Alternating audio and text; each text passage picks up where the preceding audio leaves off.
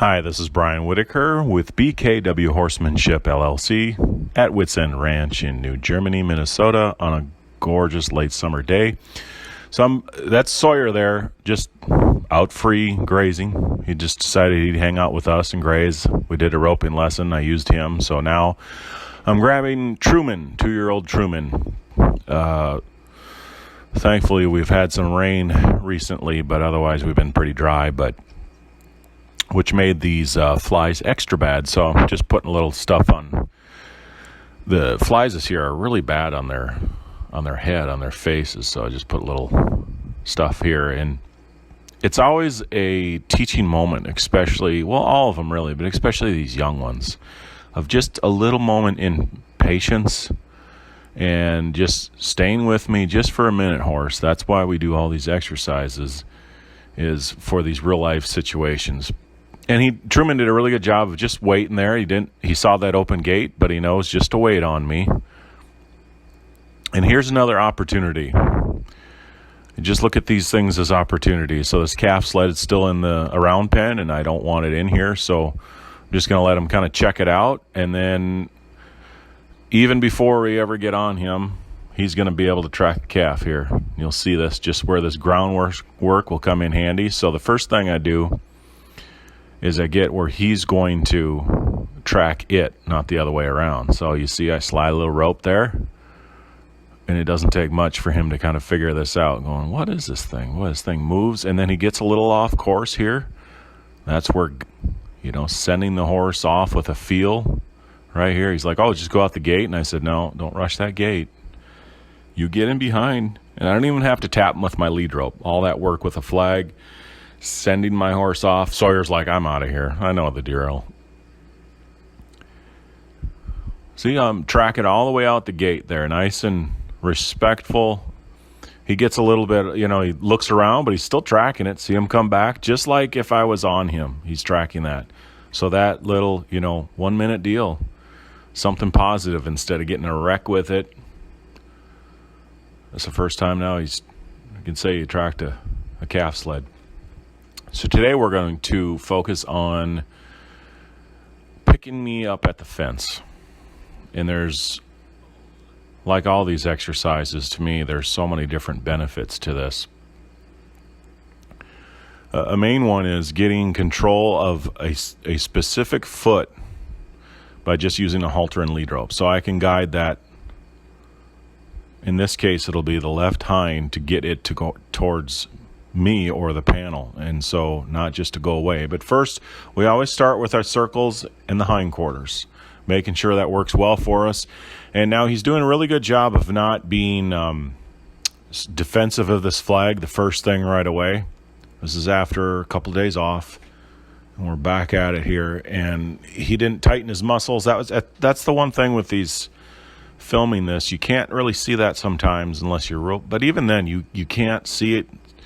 And you'll feel it. And when I bring the flag up for the first time working him, he tightens those muscles up and he gets a little defensive. So he tells me he's still a little unsure about that when he does that. Now he's doing that less and less. And pretty much this first time here after a couple of days off, I didn't really notice much. Moving the hindquarters over. Doing a much better job at this. Now, he was not as good on the left side, and that's still call that the human side. That's where they learn. They're a little more lost on this right side, so they're a little more of an open book. So if they do happen to learn a few bad habits, it's usually on that left side, because as people, that's what we learn, lead them from the left side. And it's always good to have a more rounded horse to do things. If you do it on one side, you should do it on the other. And that's true even with an older horse. Sometimes, we get complacent and moved over nice for me there. But see, now he'll crowd me a lot here. This is one that, this exercise here, it's a benefit for everyone, but I know, especially in particular when I help people that do games and barrel racers, they really pay attention to this one, because they can see how it's real obvious when a horse starts to shoulder in because they're on top of you. And so here I'm asking him to move his hindquarter over while not stepping that shoulder in. Now that was, you notice, that's just also, hey, don't worry about it if this flag all of a sudden will whip out away from you because maybe the wind catches it. And you see that was quite a reaction. He reacted to it, and then there was almost a little stumble. And that's where sometimes maybe the being 2 years old will pop up, just sort of that gangly stage that they're at. And I think we sometimes lose track of that, they're just babies. And even though he's pretty fairly mature looking 2-year-old, he's still a baby. And sometimes he still has trouble figuring out his feet. And I feel like this groundwork really helps tremendously with that. And this next exercise we're about to do is helping them to get a little more aware of their feet when we're working with them. Somehow he found, I don't know how, but he found a couple of burrs.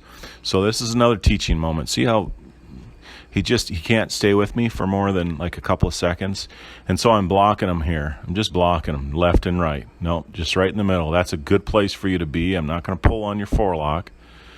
But now he'll get where I'll just need to use my elbows here. Okay, you got to get a fly. That's fine. But see, just block that. And then see how that backing away, that's his kind of go-to. It's not uncommon, so I'll say, no, come forward. Right here is a real peaceful spot for your horse.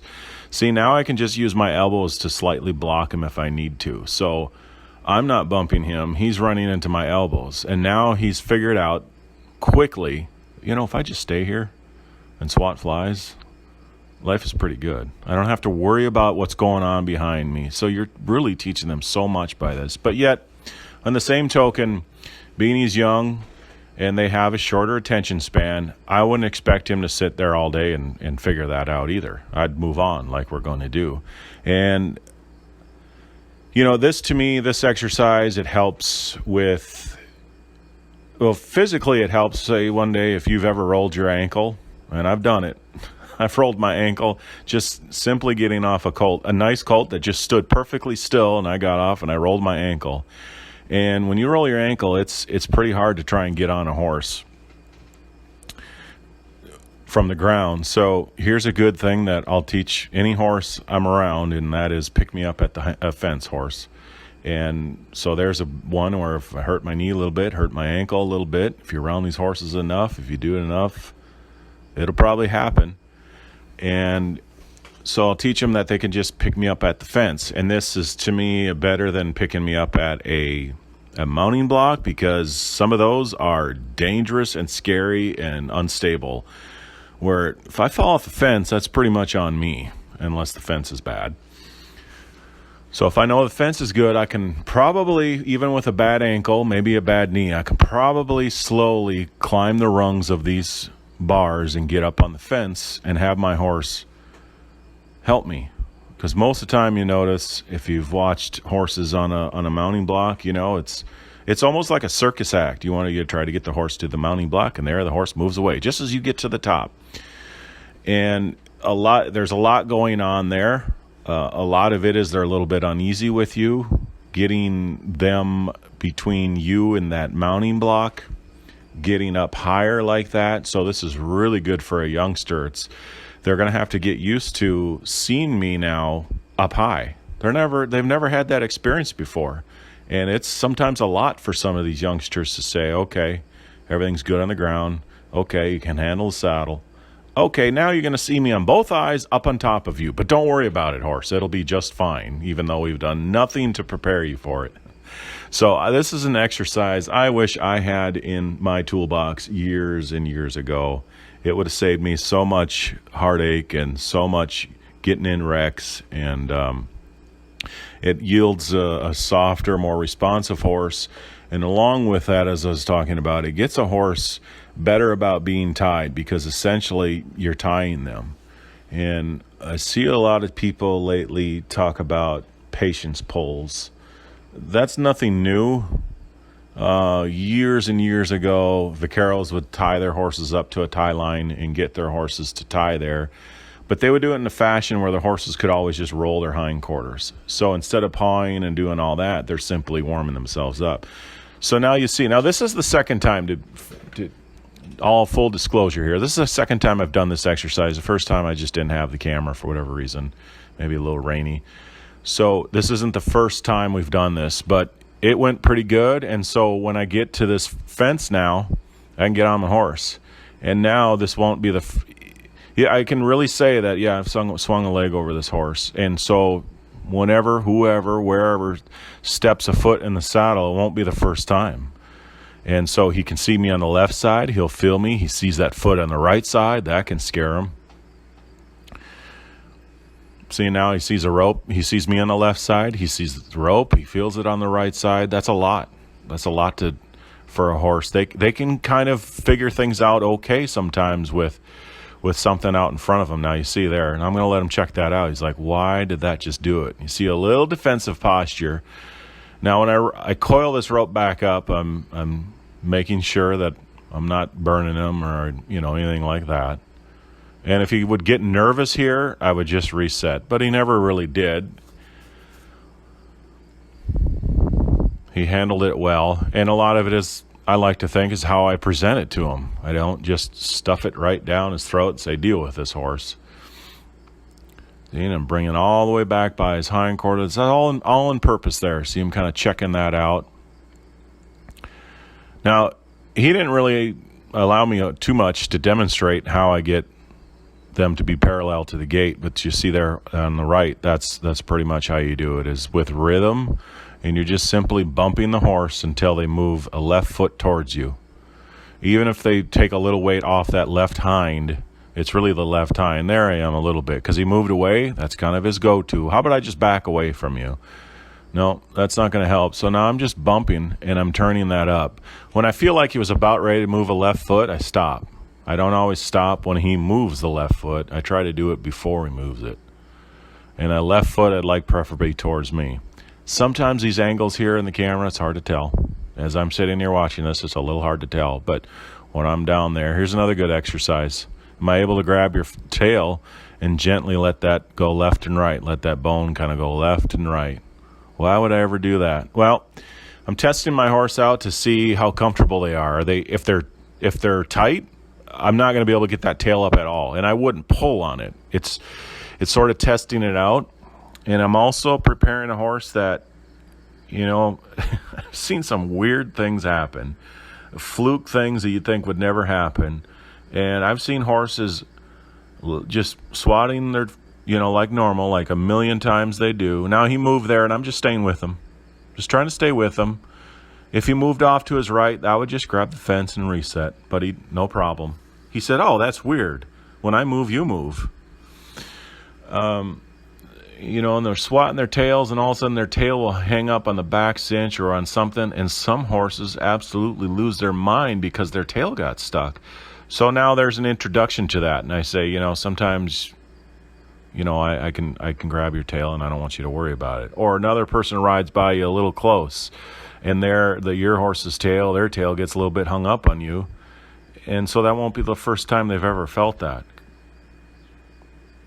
Here I'm just sitting on him. No, he's handling this real well. And like I said, this is the second time doing this. I'm letting him check out that my foot there on the right side. He sees me on the left. And I've got most of my weight on the panel, but I've got a fair amount on him too. And so he's just physically trying to figure that out. See the little movement there? He's like, oh, now that weight came off. So he's feeling me get on and get off him.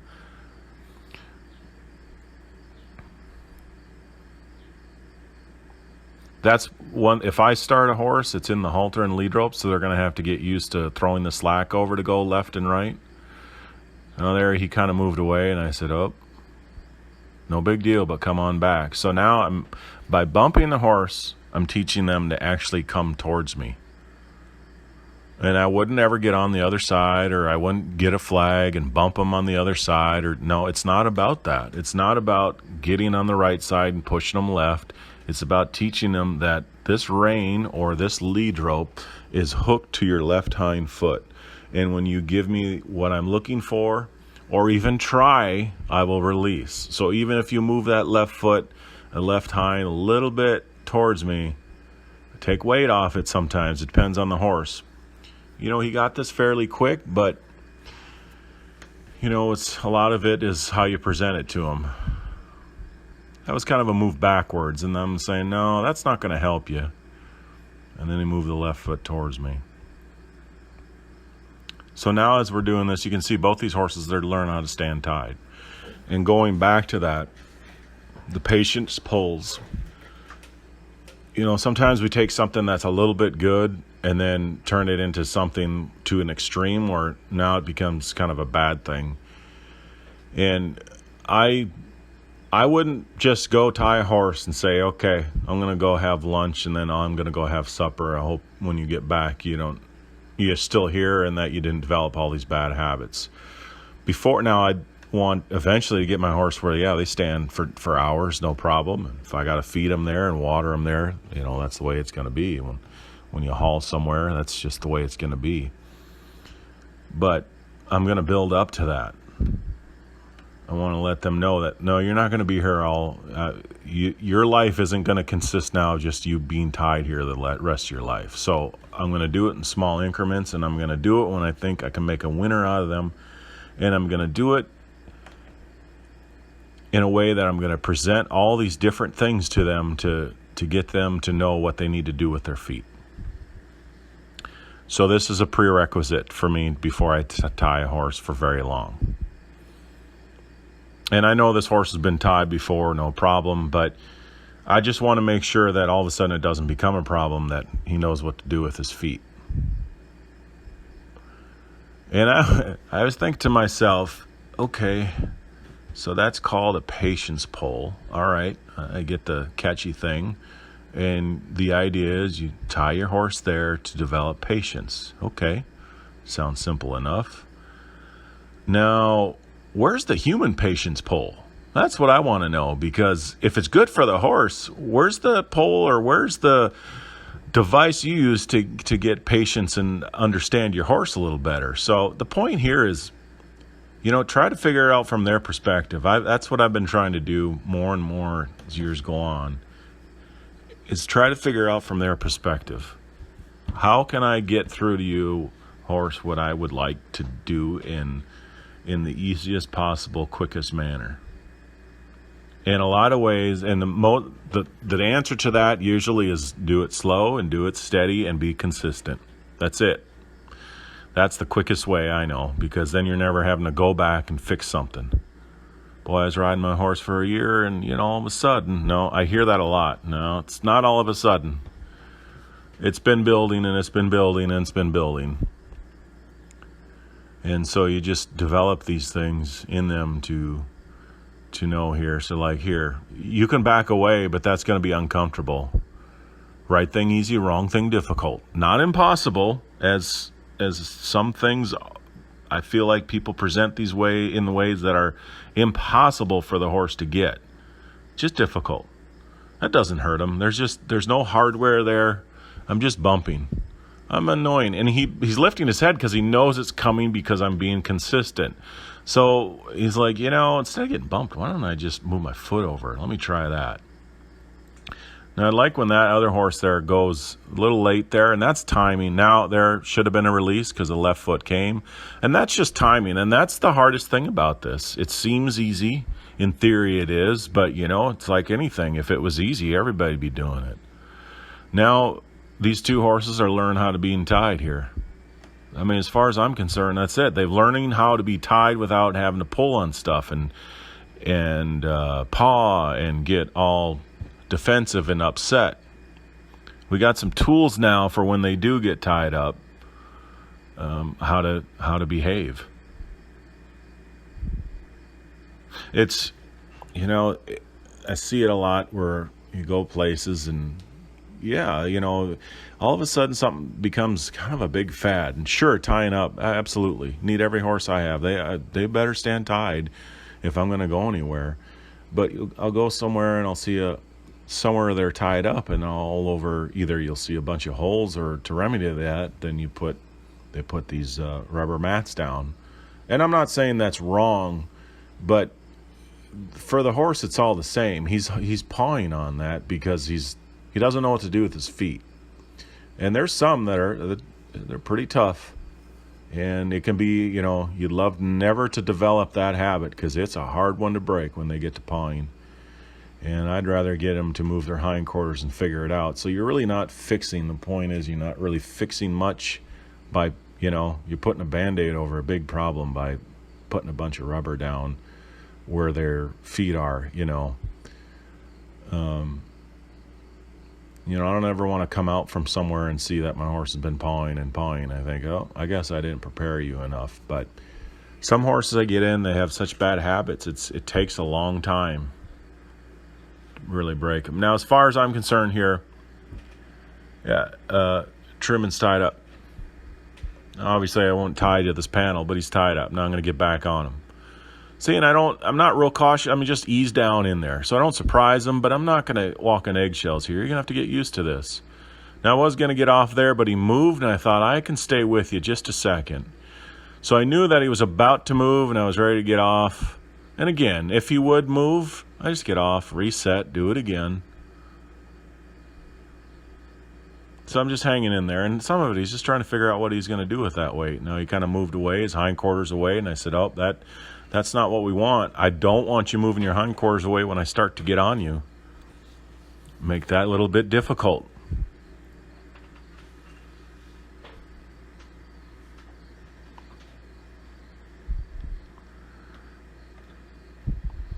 I feel like they're in a good place here. Like, he's not trying to eat. He's just in a rhythmic manner, using his tail. He's not stressed out. It's almost, I like to think that his expression is, that's interesting today. I like learning new things. And I always want whatever age they're at to feel that way. Like, oh yeah, I can accomplish this for you. And it's just the way you present a lot of these things. And again, you just don't want to drill on them. You want to make these exercises interesting. You want to be consistent. And even in our imperfections, they still will forgive us if we just keep trying. Sometimes I feel like people ask so much more to the horse than the person is able to give back. They want the horse to do all these maneuvers when I don't know if they even know how they're really presenting it into the horse that makes any sense at all.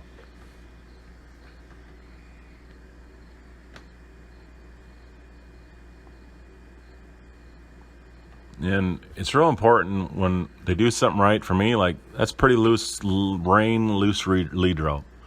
I don't want to have it too loose where he can step over it, but I'm not holding my horse. I'm allowing them, if they're going to make a mistake, to do it. If he's going to move away, he's able to. And that's where you make it. Don't make it impossible to move, which they still can, one way or another. I don't care how tight you tie them. They're going to move, whether it's flipping upside down. Well, right now, you wouldn't even think of that. He's just, I could move my feet, but he's thinking, why? This is a pretty good place. Sometimes he rubs me and pets me and gets the flies off me, and I know that there's an end to this. I think that's what he's thinking. But this is kind of interesting. School day. That was a nice forward on that other horse there.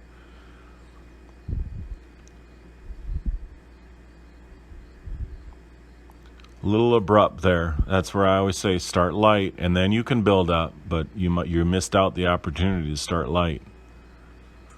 And it sounds and looks easy, but putting it into application can be difficult. It takes time. It takes a lot of practice, timing.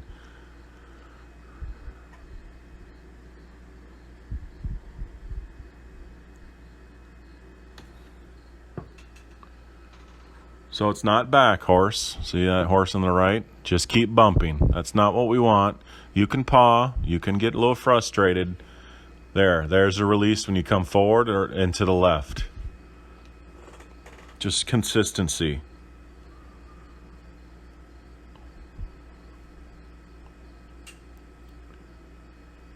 Kind of picked up there. Again, that's what I mean. We make mistakes. We beg their forgiveness and just keep moving on and just try to be as fair as possible. Still going to get the job done. But maybe there's just a few more mistakes along the way. That's all. They'll forgive us. A lot of times when you make a mistake, it's not so much at the horse. It's you got to forgive yourself too, and just try not to make it again. Learn from it and move on, because they forgive it. Like a little bit off in the timing, but they'll forgive it. And when I'm up there on the fence, I like to go all the way back, all the way forward, so they feel me all over, so that when I'm riding them, it's no surprise to them. That's all you're doing. This is a big one. Is you're just preparing them for them to be ridden. There, now I literally don't. I wouldn't tie to that panel. I just have that draped over. As far as Truman's concerned, he's tied. No, he's kind of like, oh, he's just going to itch. I thought maybe he'd reach. He's like, oh, it's a good time to reach for the grass. So I'm there now to correct it. See, that's the great thing about doing this, is he's tied up, but I just corrected him. He said, okay, I won't reach down for that grass. That's the beauty of this, is before, this is for me a prerequisite to tie, because if they make a mistake tied up, I can still do some things if I have a horse a certain way, but I wouldn't be there to make little corrections. And I'm not saying it's bad if they eat when they're tied up at all, but he was starting to pull on that lead rope, so I just kind of taught him, sometimes you pull on it, it pulls back.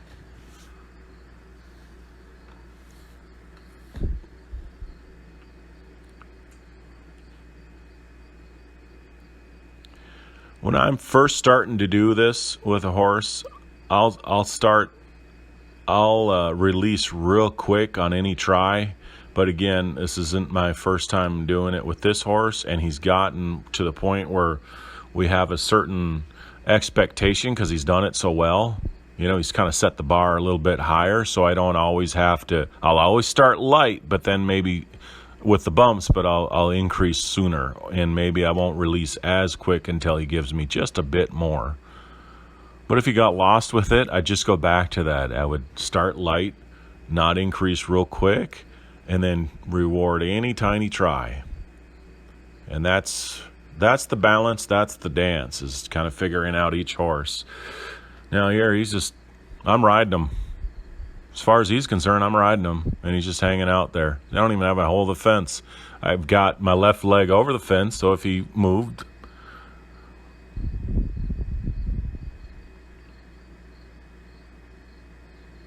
there, you can check me out. That's so good for them to check me out and go, no big deal. Really useful tool I wish I had years ago. But, I think these things, as I learned them, when I learned them, I had much more appreciation. I crave this stuff so much more because I knew where some holes were in my horsemanship that I was doing, that I'll never forget stuff like this.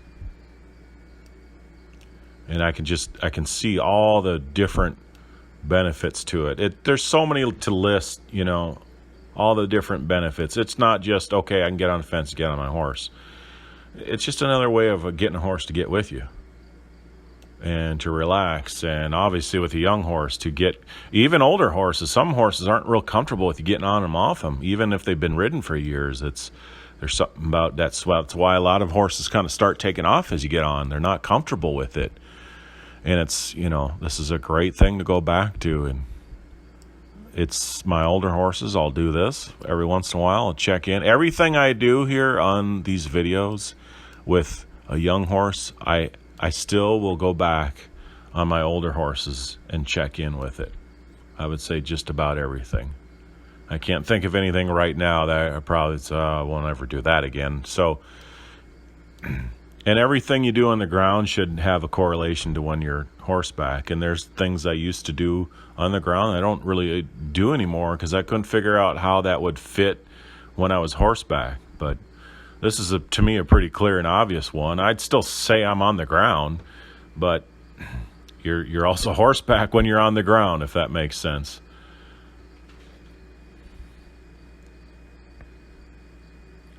Now let him kind of move there because, if he is tied.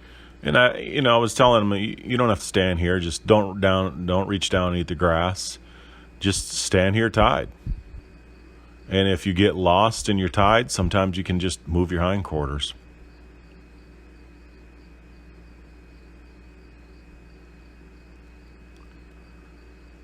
So I had the memory card, run a memory here, but this is pretty much it. We ended on a good note on that, on almost there, and she kind of had a little habit of, that's a little bit of checking out. So maybe the timing's off. If the timing got a little better, she wouldn't always be reaching down as much. Try to hang with your horse a little more than that. And we ended on a really good note. We were able to sit down on her. I've actually sat down on this horse last winter doing this from a fence, but the timing, it's real key, and it takes a long time to develop. I mean, I've been working at this for a long time now, and different horses too. But I thought I'd just do a video here with Truman coming along nicely on picking me up at the fence. Hope this helps, and thanks for watching.